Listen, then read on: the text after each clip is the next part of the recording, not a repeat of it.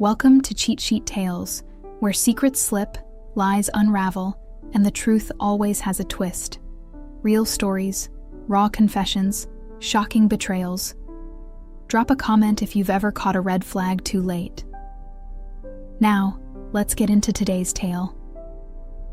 My father-in-law, filled with bitterness, said, "Don't expect a penny from us. You're just a burden." My mother-in-law scoffed. She only married up to escape her pitiful life. I looked her dead in the eyes and whispered, "You think you know me?" Then I turned the TV on and let them watch what they'd missed for years. They were sitting on my couch like they owned the place. Marta, my mother-in-law, had that same pinched expression she wore on our wedding day, like someone had asked her to hold a rat. Silas sat stiffly beside her, his lips pressed into a thin line, arms crossed tightly over his chest. "I'm going to say this once, Jessa," Silas said, leaning forward like his words carried the weight of some final judgment. "Don't expect a penny from us. You're just a burden." Doreen didn't even blink. She sniffed, her voice colder than the air, coming from the old window unit. She only married up to escape her pitiful life. I could feel Ivy's footsteps upstairs. She was in her room, likely drawing or curled up with that old copy of Charlotte's Web she loved so much. She had no idea the two people in my living room had tried to legally take her away from me. I looked Marta square in the eye and said in the calmest voice I could manage, "You think you know me?" She looked surprised I'd said anything at all. Then I turned the TV on. "I'm Jessa Harding, a pediatric trauma nurse in Asheville, North Carolina. I'm 36 now. My ex-husband Evan and I were married for 7 years. He was kind at first.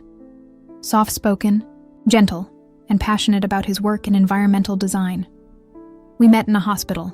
How romantic, right? Except I was on hour 11 of a shift in scrub stained with apple juice and worse, and he was there visiting a friend who'd broken a leg doing something stupid on a four-wheeler. We had a quiet romance, coffee after shifts, long walks, lazy weekends filled with books and documentaries. He loved that I was passionate about my job. I loved that he didn't look down on my background. Or so I thought. Evan came from old money. His father, Silas, ran a shipping company based in Wilmington. His mother, Marta, ran country clubs and silent auctions like she was managing a Fortune 500 boardroom. I met them officially when Evan and I got engaged. Their house was a coastal mansion. Luxury, marble floors, oil paintings of long-gone ancestors, and a living room bigger than my entire apartment. That first dinner was awful. Doreen didn't ask about me. She interrogated me. Silas barely spoke at all. They smiled like they were doing Evan a favor by tolerating me. Evan told me not to worry. "They're protective," he said. What he meant was, they think they're better than you. Still, we got married. A small ceremony. My mom was there, recovering from chemo in a wig and a dress 2 sizes too big. My dad hadn't been in the picture for years. I paid for the flowers myself. Evan's parents refused to contribute, citing some principle about independence. They didn't offer so much as a card. We moved to Asheville shortly after. We made it work for a while. I picked up extra shifts while Evan started a job at a green design firm. We were happy in the fragile, new marriage kind of way. But things changed after Ivy was born. Evan started spending more time at work. Then he took up cycling, joined a brewery club, and started traveling for conferences. I chalked it up to stress. Parenthood is hard. I figured he just needed space until I found the emails. Justine. Her tone in those emails wasn't new love, giddy. It was possessive, arrogant, like she already saw me as a past mistake. And Evan, he didn't even pretend to be sorry. He said flat out, "I don't love you anymore." I don't think I ever really did. I didn't cry. Not then. I packed up the pieces and started calling lawyers. I filed for divorce 2 weeks later. That's when things turned truly ugly. Doreen and Silas didn't come to offer support. They came with threats, custody demands. They claimed I was unstable. Me, a pediatric trauma nurse with glowing evaluations and no history of anything but self-sufficiency. They said I wasn't fit to raise their granddaughter. They said Ivy needed stability and refinement. They said Evan made a mistake marrying someone beneath him, and they had the money to fight. For a few terrifying months, I was in court constantly. They tried everything. Accused me of withholding visitation, made veiled comments about my mother's medical history, even suggested I had emotional volatility due to trauma. They wanted Ivy, not because they loved her, because they wanted control. Because they couldn't stand the idea that I, this woman from nowhere, was the mother of their legacy. What they didn't count on was that I wasn't as alone as I seemed. See, I've been a nurse for over a decade. I've held the hands of dying children. I've sat with grieving mothers. I've cleaned blood from my shoes and gone back for more. You build quiet allies in this job. Doctors, nurses, patients, even journalists. One of them, a woman named Naomi, was a former patient.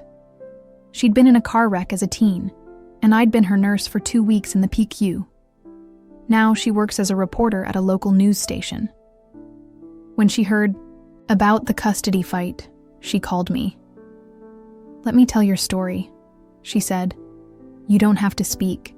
Just let me show people who you really are." I hesitated. I didn't want to drag Ivy into the spotlight. But then one night Ivy asked me, "Mom, will I have to live with those people?" That was it. I agreed. The story aired 2 weeks later. It was an 18-minute segment called Fighting for Ivy, the nurse behind the headlines. It featured video from the hospital, blurred faces, of course, showing me in the ER helping a child after a school bus accident. There were interviews with colleagues, parents of patients, even Ivy's kindergarten teacher. Naomi had done her homework.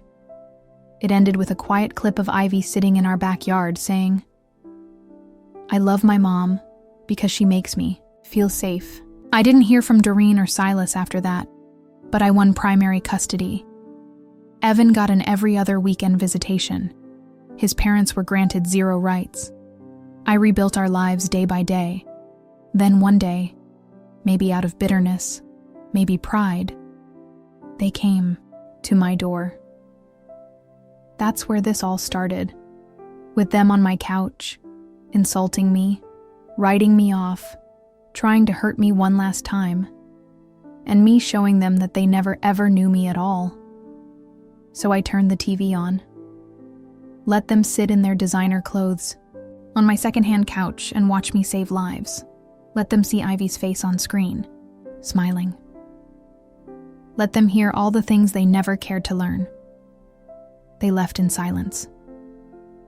And I closed the door behind them, not with anger but peace, because I didn't need their money. I had everything that mattered. I didn't hear from them for nearly a year after that day. Not a text, not a card on Ivy's birthday, not a phone call. At first, I braced myself for retaliation. Another legal move, some stunt through Evan, who was still floating through life on half-promises and expensive distractions. But it never came. I think they understood finally that I wouldn't be intimidated. And maybe for the first time in their lives, they'd been forced to sit with the realization that their money couldn't manufacture the truth. Evan moved to Oregon that summer, supposedly for a consulting opportunity. He told Ivy about it over a rushed FaceTime call that ended with her crying into my lap. He didn't make much effort to see her after that.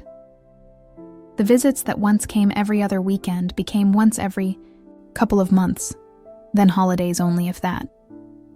Eventually, Ivy stopped asking when her dad was coming. I didn't speak badly about him in front of her. I answered her questions honestly but gently. When she asked why he didn't want to live nearby anymore, I said he's still figuring out what kind of dad he wants to be. It hurts to say that, but it was true. Meanwhile, life kept moving. I picked up more hours at the hospital, not because I needed the money, though God knows being a single mom never made things easy, but because I felt a sense of purpose again. There was something about reclaiming the identity they tried to strip from me. As if being a nurse wasn't enough. As if being a working-class woman raising a daughter made me somehow inferior.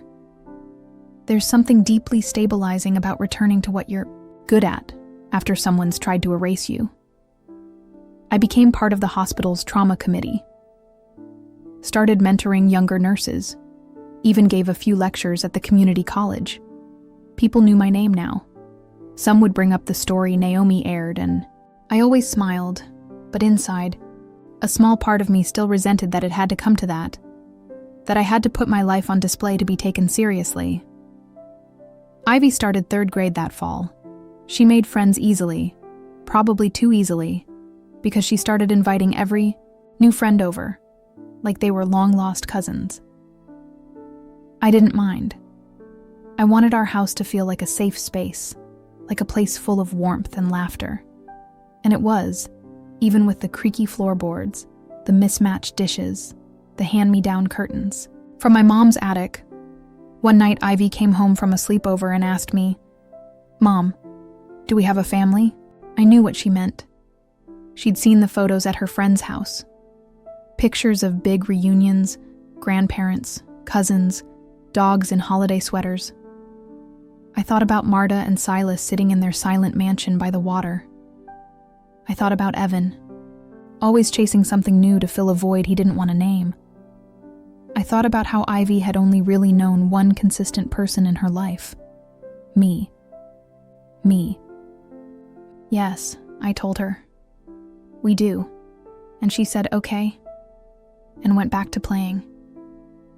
It was such a simple exchange. But I cried in the bathroom after she went to bed. Not because I was sad, but because I realized how strong we'd become. Just the two of us. I was still cautious about them, though. Marta and Silas. I mean, people like that don't let go easily. Sometimes control is the only thing they know how to love. I have expected them to reappear when Silas fell ill, which I found out about through someone at the hospital who'd once been friends with his doctor. He'd been diagnosed with congestive heart failure. Marta didn't call Evan, didn't mention it either, even though I'm sure he knew. But one day a manila envelope appeared in my mailbox. No return address, just our names, mine and Ivy's typed, in neat font. Inside was a letter from Silas. It was only a few lines long. He wrote, "I won't ask for forgiveness, but I see now what I chose not to see. You raised her well, better than I ever could have. That's all." No signature, just those words. I didn't know what to do with it. I kept it in the back of my dresser drawer. I've never told Ivy about it. Maybe I will one day when she's old enough to understand the weight of pride in silence. Silas died a few months later. Marta didn't call. Evan didn't. Either. I only found out through a local obituary. Naomi texted me. There was a small funeral apparently closed to the public. Ivy didn't notice his absence. She'd never really known him. I debated taking her anyway, but in the end it felt performative. A gesture for them, not for her. Instead, I took her hiking that day. We walked up Craggy Gardens, a trail just outside of town that overlooks the entire valley. It was warm for November, and the leaves had turned this vivid orange that made everything look like it was on fire. Ivy brought a peanut butter sandwich and wore her Adventure Queen sweatshirt. Halfway up, she slipped her hand into mine. I looked at her and thought, this is our legacy. Not old money or sprawling estates or engraved stationery. Just us two people who had every reason to fall apart and didn't. The silence from Marta after Silas's death stretched longer. Not even a condolence card. No sign she wanted to make peace. And that was fine. I didn't want a reappearance out of obligation or guilt. Still, part of me wondered, what do you do when the war ends and your enemies just vanish? Months passed, and Doreen remained a shadow, haunting only by her absence. No calls, no cards, no unexpected visits. It wasn't a relief I felt. Not really. It was unfinished business. Like a book left open spine, cracked page half read. I wasn't looking for revenge in the classic sense. I didn't want her to suffer. I just wanted her to finally understand the damage she caused with her arrogance, and judgments to look me in the eye and realize she had misjudged everything. But I didn't think I'd get that. Then something happened. It was a Saturday in late spring. The dogwood trees were in bloom, and Ivy had just finished a school poetry contest, where she'd read a piece she wrote called "My Mother, My Home." I cried, of course, quietly behind the bleachers. Even the principal got misty-eyed. Afterward, there was a small reception, and people milled around drinking lemonade and snacking on cookies. Made by the PTA. I was talking to Ivy's art teacher when someone tapped me on the shoulder. I turned and saw her. Marta, no pearls this time, no designer purse. She wore slacks and a faded blouse, her one-scode hair tied back in a bun, her eyes hollow, but sharp. And maybe a little less cold. "I'd like to talk," she said. I don't know what shocked me more, that she came, or that she asked, instead of demanded. We walked to a quiet corner by the bleachers. Ivy was across the field laughing with her friends, completely unaware. Marta looked around like she didn't quite know how she'd ended up there. Her voice was lower than I remembered, less brittle. "I saw the poem," she said. I didn't say anything. I waited. She's lovely and confident and smart. Still, I waited. I don't expect forgiveness. She paused, swallowing something bitter. "I wanted to say you were right about everything. I didn't know you, I didn't care, and that was my mistake. I should have felt vindicated right then. That moment should have been the climax, the grand confession, but instead I felt calm, balanced, because I didn't need her apology, but I wasn't going to waste it either. You thought you knew who I was," I said evenly. "You thought I wanted money, status that I was using. No," she said quickly. "I believed what I wanted to believe. And in doing that," I said, my voice growing sharper, "you almost destroyed your granddaughter's life. You tried to take her from the only home she's ever known. You tried to erase me, and for what? Because I didn't go to cotillion. Because I worked night shifts and wore sneakers instead of heels." She lowered her eyes. "You can't undo that, but you can choose differently now." She nodded slowly. "I'd like to be in Ivy's life, if you'll allow it."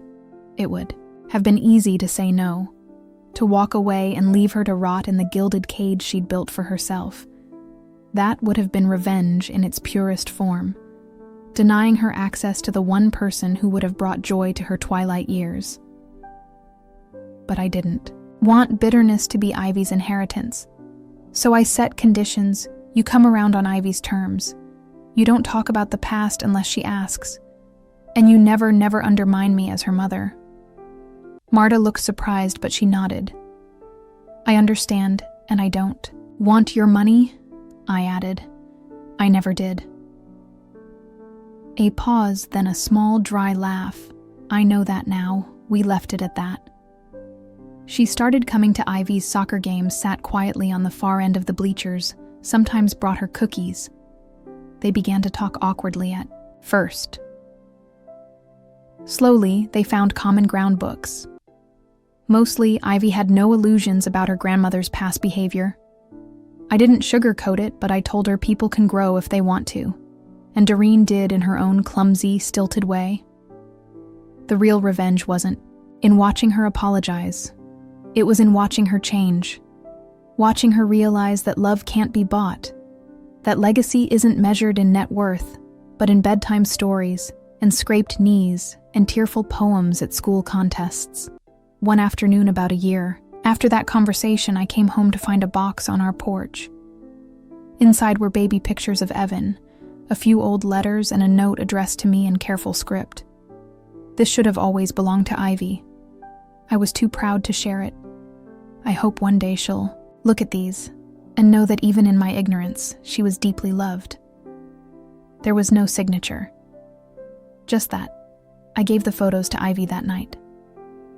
She flipped through them with a smile, then asked if we could make a scrapbook. So we did together, and I kept the note. Not for me, for Ivy. So one day when she's grown and building her own life, she'll know that we changed the story. Not through cruelty, not through screaming matches or slammed doors, but by standing our ground, by being unshakably, unapologetically real and letting the truth speak for itself. Truth speak for itself.